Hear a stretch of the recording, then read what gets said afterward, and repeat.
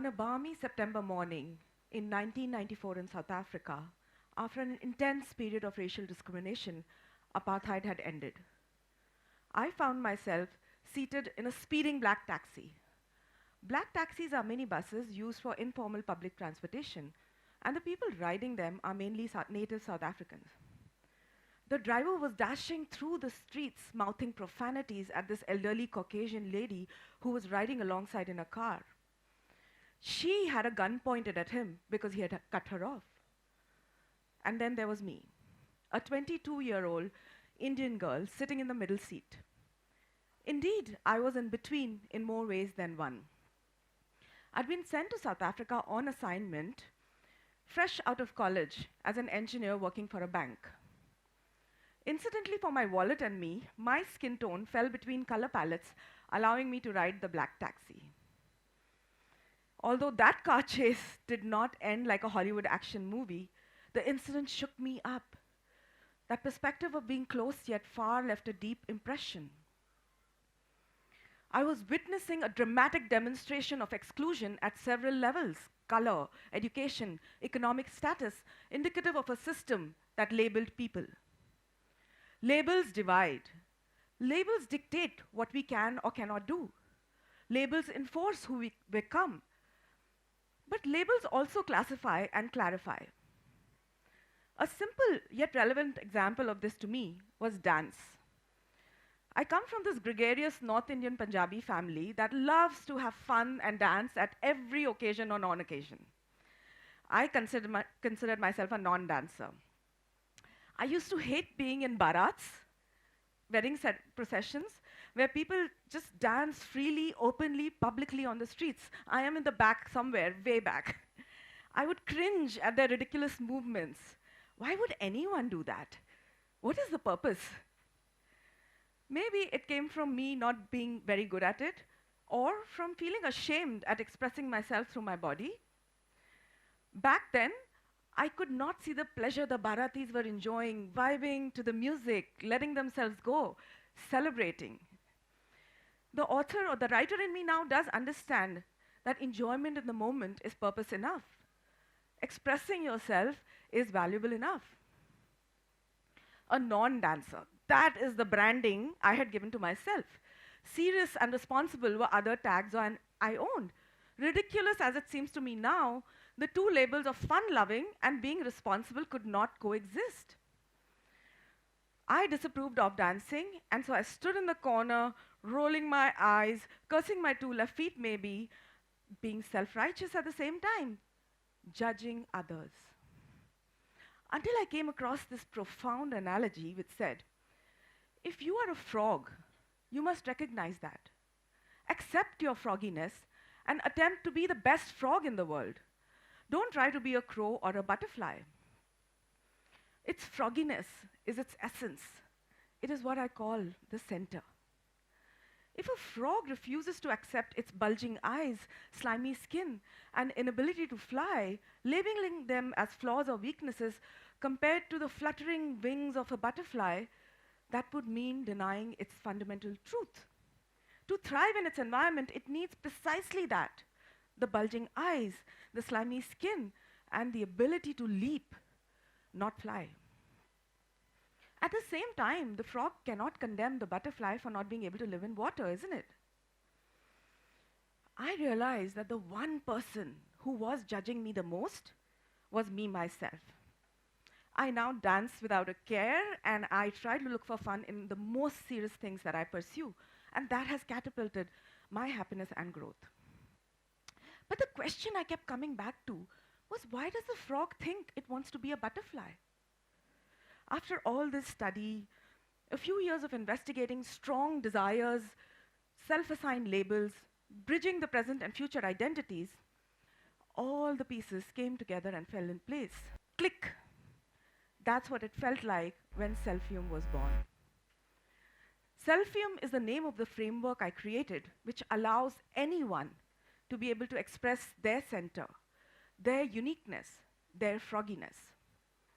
Here's what it looks like. I love this framework so much because it has come from inside of me. I started my second career after the age of 40. After a stint as an engineer in my youth, I took a long break to enjoy my children and take care of my family. The best decision I ever made, even though it was extremely challenging and difficult to come back into a new career so much later in life, starting from scratch. Trust me, it was weeping on the floor difficult. What a loser I thought I was. My roles had been set. My identity was hardwired for me and the world.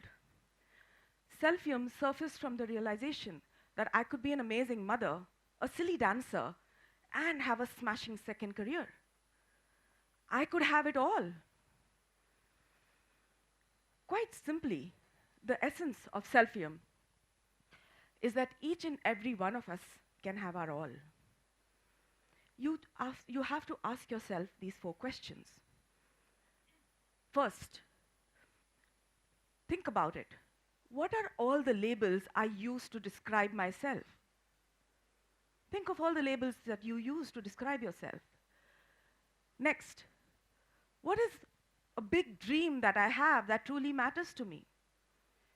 Visualize it. Let us do this together. I'd like to invite everyone here to take a few seconds to connect with yourself by closing your eyes. Right where you are, just for a few seconds, close your eyes. Once your eyes are closed, imagine a future in which you are doing something that makes you feel extremely happy and fulfilled. See yourself doing it. Don't worry about how you got there. Breathe it, smell it, feel it, step into it, and stay with that feeling. You can open your eyes when you're ready.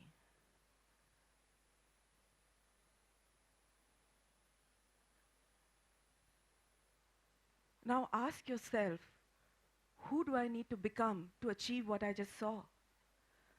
And what are the labels I need to let go, accept, or allow to have my all? Let us now use an allegory to illustrate Selfium of that frog, whom we will call Jelly, who really wanted to be the butterfly.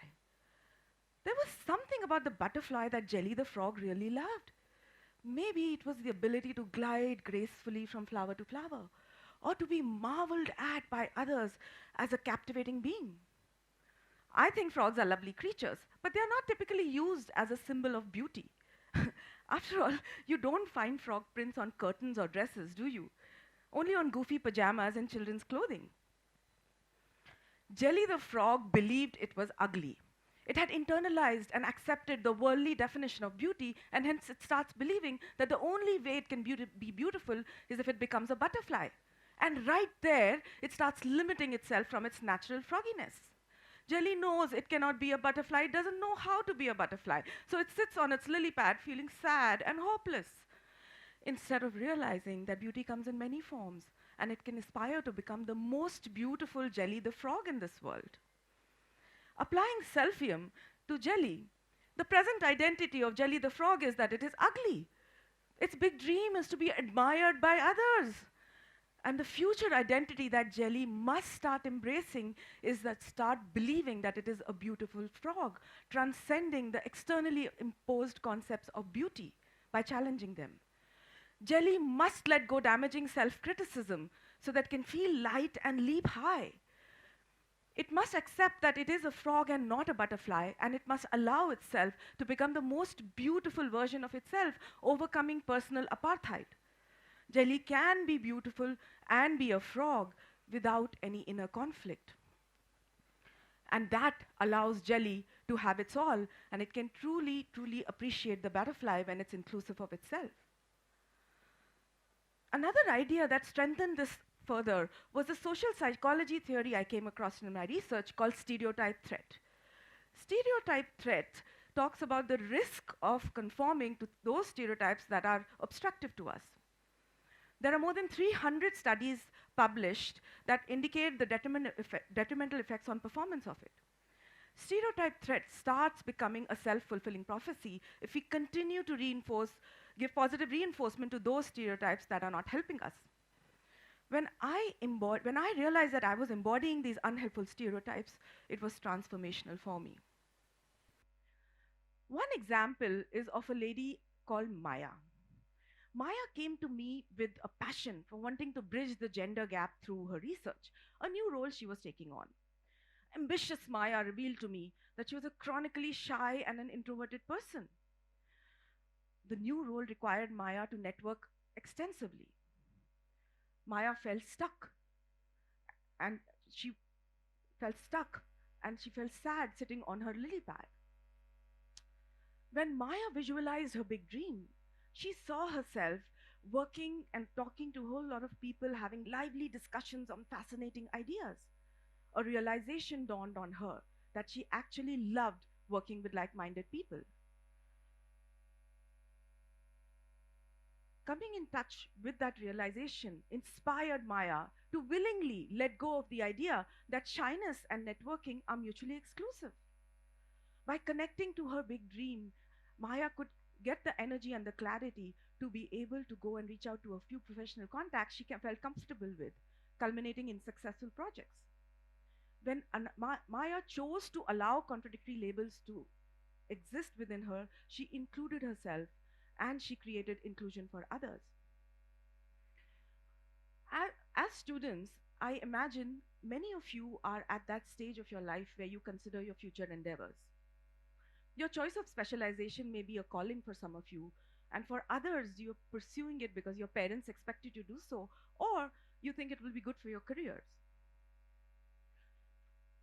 Maybe you have chosen business, but your big dream is to be an artist. What are the labels then you would attach to yourself?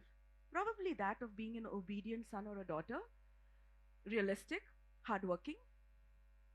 How do you harmonize that inner conflict of being an obedient child versus following your heart? I dare you to dream a bold dream where you can have your all. What labels which are contradictory will you allow yourself to exist? Maybe it means being a more creative business person, or strengthening your relationship with your parents through more open and honest communication. It could also be trusting yourself a little bit more, taking that leap of faith and going after what you truly desire. I was too deeply rooted in my reality, defined by those limiting labels I had assigned to myself, and only thinking within those bounds. Therefore, being blind to enormous possibilities until I created Selfium. When I stopped complaining and blaming things outside of me and just followed my big dream as a guiding beacon, I saw situations and circumstances around me reshuffle positively. If we don't start questioning the labels that we have assigned to ourselves, we hold ourselves back. Even worse, imagine the disharmony and powerlessness that leads to. If we continue to keep living with internal conflicts, this is what we project out into the world. We all have the power to choose the labels we allow ourselves to associate with and how deeply we want to believe them. We have been conditioned to think that you have to choose between contradictory labels such as mother and professional, or artist or business person, or fun loving and responsible. You don't have to. Do not become a victim of personal apartheid. When you become inclusive towards yourself, you become inclusive to others. I'd like to ask you, who do you need to allow yourself to become to have your all? To conclude, the human form is a microcosm of the universe. All that supposedly exists outside of us, in reality, exists in us. The world is in you and can become known in you as you. To change the world, each and every one of us has to change our inner world. I urge you to claim your power to do so. Thank you.